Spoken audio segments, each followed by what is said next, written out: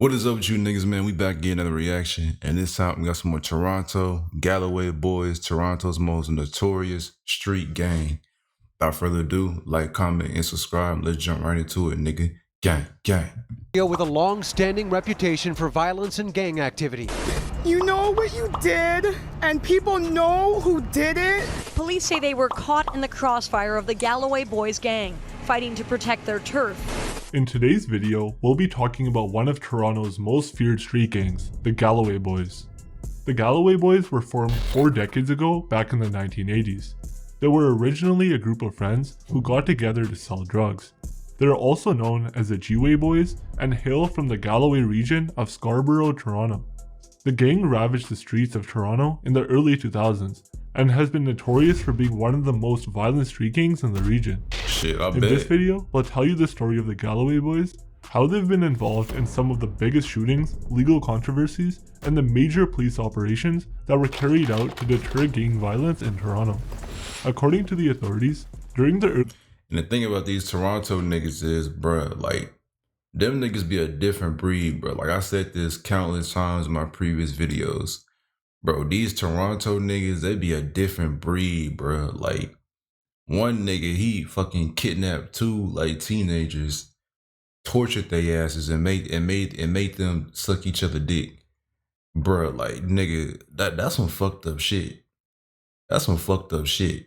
Like, American niggas is not doing that. They is not doing that, bro. They popping each other tops off. These niggas is actually doing some them niggas is doing some wild ass shit, bro. In the 2000s, the Galloway Boys routinely confronted the Orton Park gang. The police believed that both of these groups were trying to seize control of the drug trade in the region. In 2002, the then leader of the Galloway Boys, Norris Allen, was shot dead while sitting in his car. In the wake of his death, the gang was missing a leader. That's when Tyshawn Riley decided to step up and took over the gang. Under his command, the gang became highly organized and had their fingers in a wide variety of crimes, including drugs, prostitution, arms trade, and more. Riley was already running a lot of money and expanding their reach when they got another lucky boost in 2003. The Galloway Boys managed to steal a cache of guns, which helped them overpower other gangs in the region. As such, there was a struggle for power on the streets of Toronto, which led to many fights between the Galloway Boys and rival gangs. And what's crazy is in Toronto, like, a lot of their gangs, they be organized like the 90s and 80s, bro. I don't know about all of them, but like this gang right here is organized. In America, organization that's not even in the vocabulary, nigga. In America, all you got is a bunch of niggas running around trying to blow each other's heads off. That's all it is. Ain't no structure from the top down.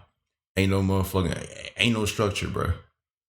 In Toronto, there's structure and shit, organization and shit. But in America, that shit out the window, dog. That shit is out the window. However, their fighting for power escalated into violent shootings, and the gang gained notoriety for being a violent organization. The Galloway Boys were already drawing attention due to their firepower, when in 2004, they suffered a major blow to their operations, which made them a major focus of the police. Their leader Riley made the gravest mistake, which later turned out to be a case of mistaken identity. On March 3, 2004, Charlton and Bell were driving down the Malvern intersection. Charlton was a concession stand worker at the then Skydome, and Bell was a self-employed renovator. They stopped at a red light when they were noticed by Riley. He mistook them as being members of the rival Malvern crew and opened fire on their car. The barrage of bullets ended up taking the life of Charlton and severely injured Bell. Neither of the 2 victims had any gang connections. At the time of the shooting, Riley and that's how it be too, like this gang shit, this hood, like the street violence and shit, gang wars, bruh. A lot of innocent niggas, they get hurt or they get killed, bruh. Especially in Chicago, them niggas do not care. They will shoot your ass in front of your daughter, your son, your auntie, your mom, your child, nigga. They will shoot you in front of anybody, bruh, and don't give a fuck, my nigga. So, I mean, casualties, they gonna die, especially in Toronto. A lot of innocent niggas done died in Toronto, dog, and a lot of innocent niggas done died in America too. Like, niggas do not care, bruh. It's a different type of niggas do not care. Allegedly accompanied by 2 other members of the gang. His accomplices were Philip Atkins and Jason Wisdom, both of whom were members of the Galloway boys. Additionally, Philip and Jason were reportedly part of the gang's assassination squad, called the Throwbacks. This squad used to carry out hits against the gang's rivals. The fact that Charlton and Bell were present at the Malvern intersection caused them to think that they might be associated with the Malvern crew. But because the 2 victims were innocent and didn't have any connection with either gang, the hit caused a massive outrage and put the Galloway boys under police surveillance. All 3 suspects, Riley, Philip, and Jason, were put in jail. In 2009, during their trial, the jury found Riley guilty of the first-degree murder of Brenton Charlton and the attempted murder of Leonard Bell. He was given a life sentence. The trial was one of the most expensive trials in the city's history, with the budget being millions of dollars. Most of this money was spent on law enforcers patrolling up and down the courtroom. Furthermore, in 2011, when Riley was already serving a life sentence, he was convicted of 2 more attempted murders. He was found guilty of shooting Coffee Patron and Chris Hyatt, and was sentenced to another 18 years in prison. According to the police, Riley shot Patron and that nigga got a life sentence plus another 18 years to that life sentence. Y'all know how fucked up that shit sound? Like, bro, I never understood that. Like, they would give a nigga life in prison without parole. Like, you finna die in there, nigga. But then, if they catch you with another charge, then they finna add on to that life sentence. You finna get a life sentence plus. You finna get 25 years added to your life sentence. 18 years added. It's like, damn. This nigga, he can't even serve 1 life. He gotta serve multiple lives. And like, nigga, you ain't never getting out. You know what that sound like? When you die in there, then you come back to life, then you gotta serve another life sentence. Like, I never understood that shit. Hyatt as a revenge for the death of his mentor, Norris Allen. He refused to apologize to his victims or show any remorse. During the 2011 trial, Detective Banks of the Toronto Police Department said, "He is to me the purest form of human evil. He is a man that had no regard whatsoever for human life." Detective Banks even claimed that Riley was playing God, stating, "This is part of the gang atmosphere, his disregard for the Malvern people, his disregard for human life, and you were expendable if you lived up there. He basically was playing God." Riley's arrest created a power vacuum, and younger members of the gang started piling up to fill it. This stirred up things in Toronto. Bro, you know I can't stand when white people say that shit. He's evil. He's trying to play God. He's the reincarnation of evil. It's like, bro, okay, but what y'all people did? White people, y'all colonized the whole earth. Y'all raped, robbed, and murdered everybody. Y'all the purest form of evil on this motherfucking planet, my nigga. His evil ain't shit compared to y'all, for real. Underworld, it led to violence, shootings, and death of innocents. The Galloway boys were already on the police's radar after Riley's shootings, but this new struggle for power within the organization led to even more arrests. While the police were already cracking down against gang violence, the Galloway boys became the centerpiece of another incident. In 2011, the Galloway boys shot and killed Dimitri Barnaby. It was a tragic case where Galloway boys once again mistook an innocent man for their intended target. Them niggas do The not police care. investigation revealed that the intended target also lived in the same neighborhood, but the police did not disclose his identity. Barnaby was found dead outside an apartment building on December 30th, 2011. On July 16th, 2012, on Danzig Street, just a few blocks from the apartment building where Barnaby was killed, there was a party to celebrate the July 16th Street Festival. This area was a stronghold of the Galloway boys, but this stronghold would soon become one of the biggest crime scenes in Toronto's history, and paint a police target on the back of the entire Galloway boys gang. The party started smoothly, just like you would expect any party to go. However, witnesses at the scene reported suddenly hearing gunshots that caused people to panic. Damn, them niggas shooting. That party quickly turned into a bloodbath, and bullets flew everywhere. Over 23 people were injured, and 2 were killed. 14-year-old Cheyenne Charles remember this and shit. 23-year-old Joshua Yasse. Both of them were innocent bystanders who were just there to enjoy the festival. The 23 others who got wounded ranged from a 22-month-old baby to a 33-year-old man. All 23 who got wounded were quickly shifted to a nearby hospital. None of the witnesses knew why there was suddenly a shootout at the party, until much later when the police concluded their investigation. The police investigation found several different clues and made revelations that the reason for the shootout was a turf battle between the Malvern crew and the Galloway boys. Detective Sergeant Trimble, and that's the craziest thing about this shit, bro. You could be at the wrong place at the wrong time and get fucked up, dog, and get killed, bro. You get up in the morning, you going through your day and shit. You can go to a party and shit, and then when you get there, you're having a good time, and then all of a sudden, shots start going off, and everybody running. You trying to run, get to cover, get to safety, trying to get the fuck up out of there, and you get hit and you die. That's crazy, bro. Like, cause you never know that would have happened. You never know that was about to happen, my nigga. Life crazy like that. Hell, you can be in the right place at the wrong time and get killed. You could be in the right place at the right time and still get killed, my nigga. Bruh. That shit crazy. the Toronto Police Department, said that before the party, one of the members of the Galloway boys posted the time and the location of the party online in a tweet, where he claimed that he was giving out Hennessy cognac for free. This tweet drew people to the party from different regions of Toronto, including the Malvern area where Charlton was killed. This area was under the control of the Malvern crew. When people from the Malvern crew got to the party, the Galloway boys confronted them and told them to leave, to which the Malvern crew obliged.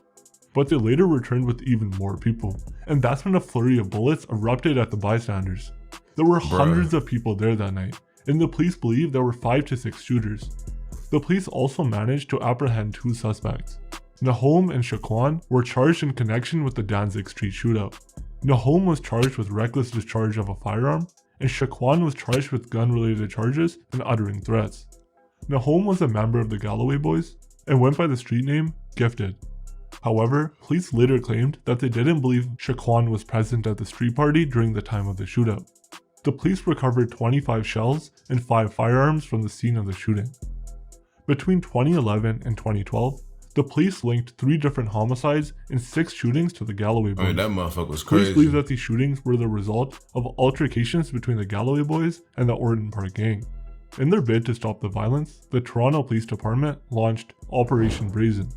It concluded in September 2012, and as a result of this operation, 54 charges were made against 9 individuals and 5 firearms were seized.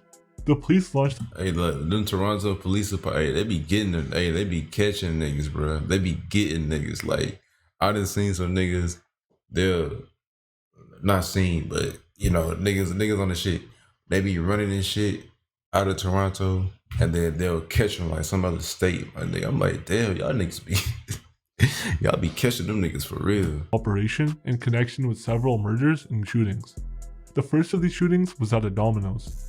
3 men between the ages of 18 to 20 were shot at a Domino's Pizza on 3859 Lawrence Avenue in September Domino's 2011. Pizza. That motherfucking The next nasty as homicide shit. came in November 2011, when another 25-year-old man was shot at Firth Crescent and Northfield Road. The violence escalated even further when a teen was shot on Chesterley Boulevard in September 2012. To top it off, a teen again got involved in the violence, but this time on the opposing end of the gun. They attempted to shoot a police officer by pointing the gun at them and pulling the trigger. Fortunately, the firearm failed to discharge and the officer didn't get hurt. Yeah. This incident took place in September 2012. That nigga was blessed. Although Operation Brazen was already a success, the events dating from September 2011 to September 2012 clearly showed that Toronto was nowhere near free from the wave of crime that had gripped it. Therefore, to further deter the rising rate of crime in Toronto, following the success of Operation Brazen, the police launched Operation Quell in June 2013. Operation Quell was another huge success on the part of the police force. It resulted in the arrests of 7 members of the Orton Park gang. Hey, y'all know why they call the hood the projects? Why white people call the hood the projects? Cause it was literally a project. Y'all know how y'all do a school project, right? That's what it is. They put niggas in the to like see how it went. Put niggas all in one spot and give them, you know, low income, low opportunities in life and shit, and see how they react, my nigga. That's why it was called a project. You know what I'm saying? They was experimenting on niggas, bro. That's why it's called a project. Charged with 138 offenses, which included drug trafficking, being a member of a criminal organization, and firearm-related offenses. Years later in 2017, Jason Wisdom was released from jail. Throughout the 13 years in custody, Wisdom maintained that he was an innocent man. During the trial, neither Riley nor Atkins testified, but Wisdom did. He claimed that he was only involved in the drug trade, arguing that he only did that because after graduating from high school, he preferred the more lucrative drug business over working at a restaurant. Wisdom admitted that these were the bad decisions he made as a young man, and he's now learned a lot from them. During his days in the Galloway Boys, Jason was part of a plan to steal $100,000 from a money mart. The heist was an inside job, and the cashier agreed to get shot in the foot or have a gun put to her head in order to make the ordeal look authentic. However, the police were monitoring the telephone calls and communications of the Galloway Boys, and their plan was foiled. Jason's participation in this attempted heist was presented as evidence of his bad character and him being an active member of the gang during the trial for the murder of Charlton. The court later ruled that this evidence did not clarify Wisdom's participation in the murder of Charlton and the attempted murder of Bell. As a result, Wisdom was released from prison, and he claims that he is now a reformed man. He says that the 13 years he spent in prison have transformed him, and maintains that he did not participate in the shootout. The police claimed that while Operations Brazen and Quell managed to make a significant dent in the operations of the Galloway Boys and the Orton Park gang, they were far from eradicating them. Following Project Quell, the police were on the lookout for 8 members of the Galloway Boys. Listen, trying to get rid of the gang, bro, trying to stop all this shit. Listen, you get rid of one of them, 2 more gonna take that nigga spot, my nigga. Look, with that shit, especially today, bro, like, this gang culture is so big in America. That's why you can damn near, like, never get rid of it. It will never stop, my nigga, because you got too many young black kids out here who think that shit cool.